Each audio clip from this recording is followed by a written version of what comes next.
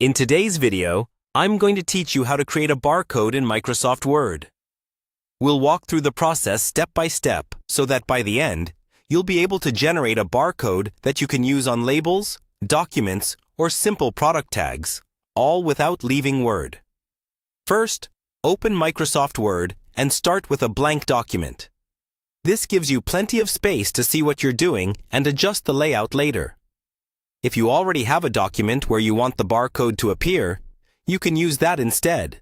But for learning purposes, a new blank document is usually easier. Next, think about where you want the barcode to go.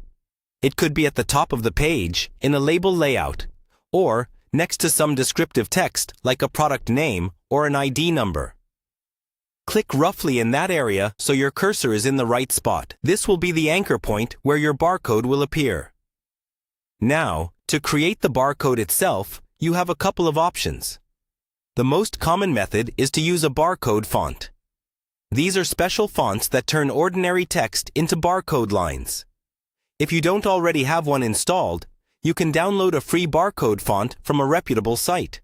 Then install it on your computer and restart Word so it appears in your font list. Once your barcode font is available, type the value you want to encode. This might be a product code, a membership number, or any other ID you plan to scan.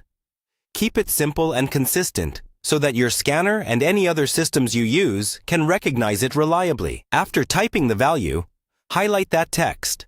Then change the font to your barcode font from the font drop-down menu.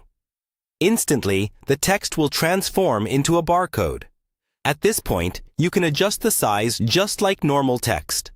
Increase the font size if the barcode looks too small to scan, or decrease it to fit into a label or a tight layout. Make sure there's enough white space around the barcode so a scanner can read it cleanly.